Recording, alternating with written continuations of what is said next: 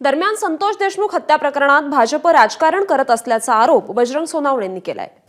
काल चंद्रशेखर बावनकुळे यांनी सुरेश धस आणि धनंजय मुंडे यांची भेट झाल्याचं सांगितलं आणि त्यानंतर सगळीकडे चर्चांना उधाण आलं। अगदी मनोज जरांगे पाटील यांनी सुद्धा या संदर्भातली एक ठोस भूमिका घेतली। मात्र या सगळ्या चर्चेचा जो परिणाम सगळ्यात जास्त कुठं होत असेल तर तो अर्थात बीड जिल्ह्यात होतो, कारण बीड जिल्ह्याचं राजकारण असेल, समाजकारण असेल, या सगळ्या गोष्टीशी लागून आहे। अगदी संतोष देशमुख हत्या प्रकरणावर सुद्धा आणि त्या प्रकरणाच्या एकूण चर्चेवर सुद्धा या सगळ्या चर्चेचा परिणाम होतो का हे पाहावं लागणार आहे। या संदर्भात बोलण्यासाठी माझ्यासोबत बीडचे खासदार बजरंग बाप्पा सोनवणे आहेत। बाप्पा, तुम्ही काल बघितलं असेल दिवसभर की ज्या प्रकारे चंद्रशेखर बावनकुळे जे भारतीय जनता पार्टीचे प्रदेशाचे अध्यक्ष आहेत त्यांनी सांगितलं की धनंजय मुंडे आणि सुरेश धस यांची भेट झाली, ती 4-4.5 तासाची भेट होती, त्यामध्ये चर्चा झाली। तुम्हाला अपेक्षित आहे का की अशा प्रकारची भेट सुरेश धस यांच्यासोबत झालेली असेल किंवा चर्चा झालेली असेल? हे बघा, बीड जिल्ह्यामध्ये जी घटना घडली, संतोष देशमुख यांची हत्या, त्यांचं किडनॅपिंग करून त्यांना टॉर्चर करू मर्डर झाला, ह्या विषयाचा फोकस मला बाजूला जाऊ द्यायचा नाही। मी पहिल्या दिवशी सांगितलेलं मीडियासमोर येऊन की मला वाटतं मी पहिला व्यक्ती आहे की मीडियासमोर ओपनली येऊन भूमिका घेतली की या मारेकऱ्यांना पकडलं पाहिजे, यांना शिक्षा झाली पाहिजे, यांना फाशी झाली पाहिजे, या कटात जे कोणी सामील आहे त्या सर्वांना शिक्षा झाली पाहिजे। मी कालपर्यंत आजपर्यंत आता तीच भूमिका घेतोय। मला याचा फोकस दुसरीकडे जाऊ द्यायचा नाही। आता राजकीय मंडळी ती सगळी सत्तेत आहेत, त्याच्यामुळे हे कोण काय करतील याच्यावर मला काही बोलायचं नाही आहे। कारण कसं आहे की यांनी कोणी कुणाची भेट घेतली, कुणाची भेट झाली, हा जो विषय आहे तो त्याची माहिती पूर्ण घेतली पाहिजे किंवा आपल्याला स्वतःला माहिती झाली पाहिजे तर बोललं पाहिजे, पण मला त्याच्यावर काही बोलायचंच नाही आहे। कारण माझा एकच फोकस आहे की संतोष देशमुख यांच्या मारेकऱ्यांना फाशी, आणि जे कुणी या कटात कारस्थान करायला आहे, ज्यांनी साथ दिली या आरोपींना पळून जायला, त्यांना कारस्थान रचायला, सगळ्या गोष्टीला खंडणी, हे जे प्रकार आहेत या प्रकाराच्या बाजूला मला जायचं नाही। त्याच्यावर मी त्या मारेकऱ्यांना फाशी होईपर्यंत, शिक्षा होईपर्यंत मी या प्रकरणाच्या शेवटपर्यंत राहणार आहे। बाबा, पण एक प्रवाद नक्की आहे की मी आता मसाजोगमध्ये होतो, मसाजोगमधल्या नागरिकांशी मी चर्चा केली तर नागरिकांचं 2 पातळीवरचं म्हणणं या संदर्भात की एक, मनोज जरांगे पाटील हे समाजाचं नेतृत्व करत आहेत, मनोज जरांगे पाटील यांनीच खरं तर संतोष देशमुख हत्या प्रकरणामध्ये पहिली भूमिका घेतली, अगदी इथे येऊन आंदोलन केलं, त्यानंतर FIR लॉन्च झाला, त्यानंतर सुरेश धस यांनी ज्याप्रमाणे हे प्रकरण अगदी सभागृहात लावून धरलं, त्यानंतर सभागृहाच्या बाहेरची तक्रार देण्याची लढाई असेल, वेगवेगळ्या समिती स्थापन करण्याची मागणी असेल, हे दोन्ही पातळीवर 2 नेते त्यांच्या परिणामाला हवे आहेत आणि भारतीय जनता पार्टीकडून किंबहुना चंद्रशेखर बावनकुळे यांच्याकडून यात राजकारण होतं असा आरोप गावकऱ्यांनी केला। नाही, ठीक आहे ना, गावकरींचं जी काय मत आहे, त्यांनी किती अभ्यास केला या प्रकरणाचा किंवा ते काय झालं हे गावकऱ्यांचं मत आहे। मी गावकऱ्यांच्या मताशी माझं मत व्यक्त करणं किंवा जोडणं संयुक्तिक होणार नाही आहे। माझं मत काय आहे, पहिल्या दिवसापासनं मी रोडवरली लढाई लढायला पण प्रत्येक गोष्टीमध्ये महाराष्ट्राच्या प्रत्येक मोर्चात आहे, मला जिथं जिथं निमंत्रित केलं तिथं मी आहे। पण ही घटना जी 3 वाजता किडनॅपिंग झालं, 6 वाजता मर्डर झाला आणि 6:15ला बाईट देऊन रोडवर लोकांना बसायला लावणारा हा बजरंग सोनवणे आहे। त्याच्यामुळे मी ही माझी भूमिका घेतली।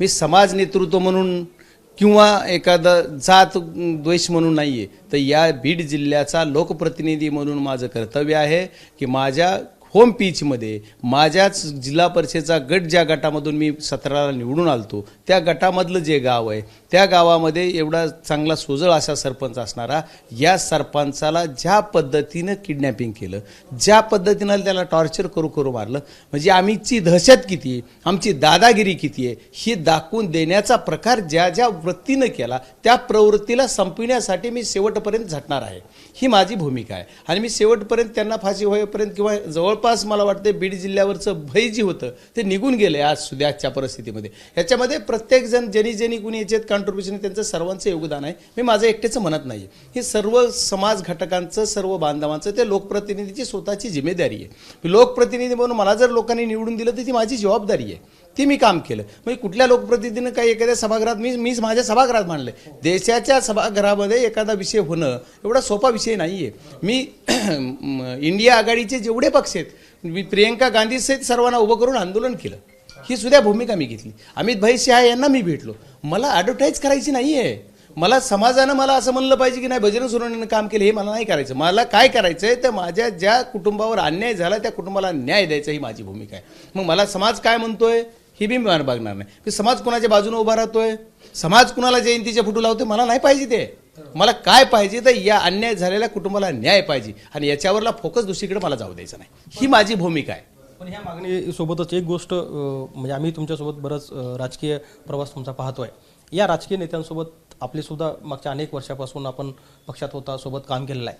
असं होत असताना संतोष देशमुख हत्या प्रकरणानंतर आपण ज्या पद्धतीनं आवाज उठवला आणि सुरेश धस असतील, सुरेश धस यांच्यासोबत तुम्ही पहिल्यांदा खरं तर व्यासपीठावर अगदी पाहायला मिळालात. व्यासपीठ जरी राजकीय नसलं तरी हे पहिलं व्यासपीठ होतं मला वाटतं की बीड जिल्ह्याच्या राजकारणामध्ये मागच्या अनेक वर्षामध्ये, जिथे राष्ट्रवादी काँग्रेस, शरद पवार गटाचे लोक होते, भारतीय जनता पार्टीचे लोक होते, वेगवेगळ्या दलित संघटनाचे लोक होते, ज्यांनी एकत्रित आवाज उठवला. याकडे मग तुम्ही कसं बघताय की अशी ज्यावेळी एखादी चर्चा होते त्याचा परिणाम कुठल्या तपासावर होतो का, कारवाईवर होतो का? नाही, 100% सर्वपक्षीय ज्यावेळेस मागणी होती, समाजाच्या प्रत्येक घटकातून एखाद्या गोष्टीची मागणी होती, त्याचं ग्रॅव्हिटी वाढती आणि त्याचं वेटेज वाढतं आहे. वेटेज वाढल्यामुळं समाजाच्या जो की एखादे समाजकंटक आहे त्याच्यावर जो काही त्याने केलेला अन्याय आहे त्याच्यावर शिक्षा होण्यासाठी सर्व समाजाच्या या घटकाची मदत होते. हे 100% खरं आहे. पण याच्यानंतर पुढं असं झालं तसं झालं, एका झटक्यामध्ये एक घटना होऊ शकत नसती. याला बरेच काही कारण असतात. प्रत्येकाचा ज्याचा स्वभाव, ज्याचं त्याचं काम करण्याची पद्धत वेगळी आहे. त्याच्यामध्ये ज्याची त्याला जसं जसं वाटतं आणि ते मला मी सुरेश धसांचं स्टेटमेंट पण पाहिलं किंवा मी गेलो, त्यांची आजारी होते, आता त्यांना तेवढी सहानुभूती असेल, मला माहीत नाही काय ते का भेटले, कधी जेव्हा गेलते. बावनकुळे साहेबांनी सांगितलं जेव्हा ते काहीतरी परत एक स्टेटमेंटमध्येच बघतोय मी, मग ही खरं खोटं बी माहीत नाही की ती सहनिच्छाच केली नाही मी की ते म्हणतात की नाही आम्ही अचानक जेव्हा गेलतो. मग दोघांना एकत्र बावनकुळेंनी बोलिल तर का बीड जिल्ह्याला बदनाम करून बीड जिल्ह्याची वाटच लावायची ह्या भारतीय जनता पार्टीच्या आणि सरकारच्या लोकांना, हे बी मला माहीत नाही. कारण हे विषय की बीड जिल्ह्यामधले सर्व पक्षाचे लोक एकत्र येऊन याच्यासाठी आवाज उठवला, हे खरं आहे. मग याच्यात कुणाची काय राजकीय भूमिका होती का कुणाचा काय स्वार्थ होता हे मला माहीत नाही. पण माझा एकच स्वार्थ आहे की ज्या संतोष देशमुख यांचा मर्डर झाला आहे त्याच्या मारेकऱ्याला शिक्षा झाली पाहिजे.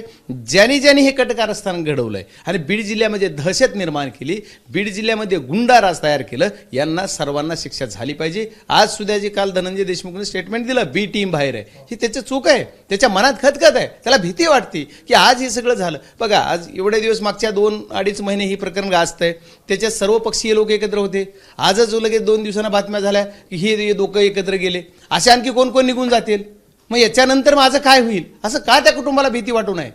अशी भीती वाटू शकते. त्याच्यामुळे तो तसा एवढा राजकीय असणारा नाही आहे धनंजय, पण त्याचं घर म्हणून त्याची जिम्मेदारी आज तो प्रमुख आहे त्या घराचा. मग त्याच्यानंतर बरंच काही नवीन आणखी मीडिया कुणीतरी नोकरीचं काहीतरी ऑर्डर दिली म्हणजे अरे त्यांची मानसिकता बघा. ते त्याच्यावर सुरेश धसांचं स्टेटमेंट मी पाहिलं. ते म्हणले की सरकारमध्ये मुख्यमंत्र्यांनी सांगितलंय म्हणले मागच की मी एक सरकारी नोकरीत घेतो. आता ते झालं. आमच्या आदरणीय पवार साहेबांनी सांगितलेलं जी ते येऊन की डायरेक्ट मी मुलाचं शिक्षण फुकट करतो, तुमची जे असेल ते मी ती जिम्मेदारी घेतो. त्याच्यानुसार त्यांची कारवाई पण चालू आहे.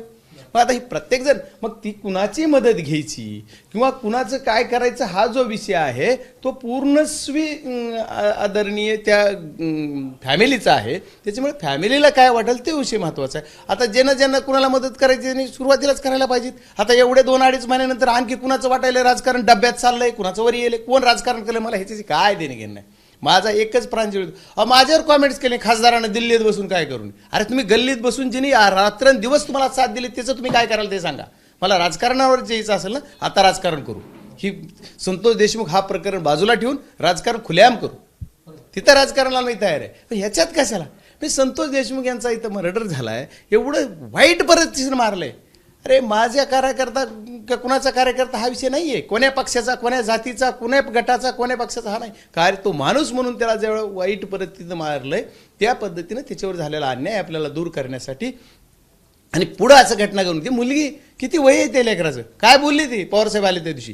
तेच एक म्हणणं होतं की तुम्ही या 7 लोकांना हे करून चालणार नाही फक्त सजा देऊन. तर याचा जो मास्टर माइंड आहे त्याला तुम्ही अटक करा किंवा त्याच्यावर कारवाई करा, नाहीतर हा दुसऱ्या 7 तयार करेल. त्या लेकराची उंची जर बघितली ना ते काय होईल, एक दिवस या देशाचं भविष्य घडविणारे ते लेकरू होईल. मला शेवटचा प्रश्न आहे. खरं तर ह्या सगळ्या गोष्टीच्या व्यतिरिक्त आज आपण बीडला येत आहे आणि राष्ट्रवादी काँग्रेसच्या पक्षाचा कार्यक्रम आहे.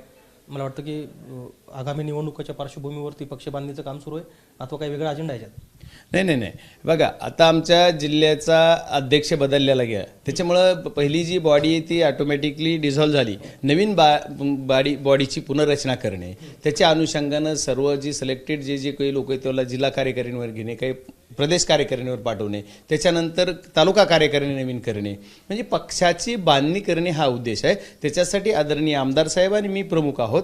जिल्हा अध्यक्षाच्या अध्यक्षतेखाली ही बैठक होणार आहे. आता दोघंच आम्ही पक्षाचे ही पण आहोत, एक आमदार एक खासदार म्हणून, त्याच्यामुळे आमची दोघांची जबाबदारी आहे की अगोदर त्याची पक्षाचे जिल्हा अध्यक्ष म्हणून आमदारांकडेच जिम्मेदारी होती. जसं पक्षाची फाळणी झाली त्याच्यानंतर त्यांनी पहिल्यांदा ते जिल्हाध्यक्ष म्हणून राहिले. ते आमदार झाल्याच्या नंतर ऑटोमॅटिकली त्यांना द्यायचं होतं, ते आम्ही राजेंद्र मस्के यांना जिल्हाध्यक्ष पक्षाने केलेलं आहे. त्याच्यानंतर आम्ही याच्या अगोदर पण बैठक बोलवलेली, पण त्या दिवशी नेमकी ती घटना अशी घडली की संतोष देशमुखच्या याच्या प्रकरणात तो धनंजय देशमुख टाकीवर चढले आणि आम्ही ती बैठक कॅन्सल करून आम्ही सगळेजण इकडे आलो. मग त्याच्यामुळे ही बैठक आम्ही परत आज घेतोय. आपण ऐकतो की बजरंग सोनवणे जे सांगतायत की संतोष देशमुख हत्या प्रकरणामध्ये वेगवेगळे लोक जरी सहभागी झाले असले तरी भारतीय जनता पार्टीकडून यात कुठलं राजकारण होतंय का, जेणेकरून या प्रकरणावरचा फोकस बाजूला सारण्याचा प्रयत्न होतोय, पण ते स्वतः या प्रकरणावर कायम लक्ष ठेवून आहेत आणि ते राहणार असंही सांगतायत. कॅमेरामन आयोग कादरीसह गोविंद शेळके, एबीपी माझा, केज, बीड. एबीपी माझा, उघडा डोळे बघा नीट.